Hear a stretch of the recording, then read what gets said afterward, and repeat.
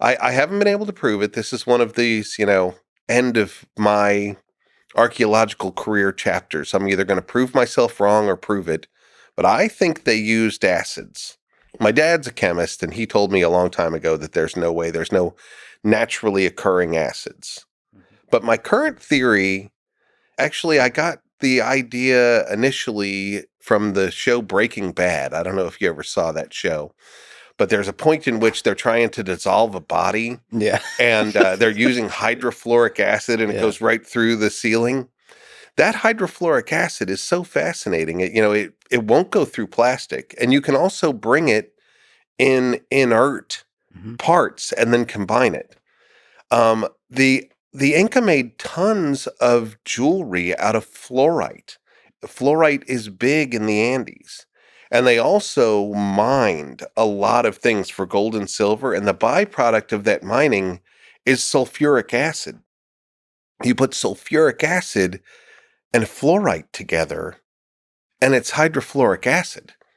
And that will burn through andesite or anything. And if you learned how to do it, judiciously, and you didn't care whether, servants lost an arm or two, then you could actually use them to fuse these together. And I think they're fused together.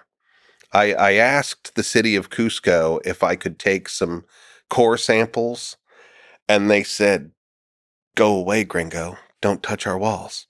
So this next time, I'm going to go try to talk to the more Quechua authorities in a place called Ollantaytambo, and maybe I can convince them. But right now, they just think I'm a weird ass gringo who wants to put holes in their walls. That's a fascinating theory. And so how could you get to the bottom of that?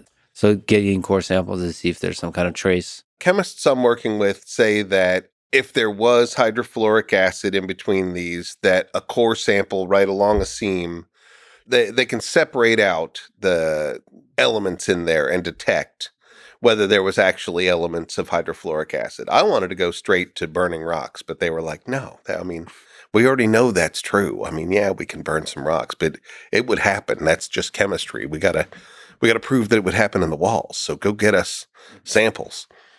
And that was before COVID and all sorts of, you know how it is. You probably are the same guy where you've got a 1,000 ideas, and, the ones that are fruitful you run with, and the other ones you'll get back to.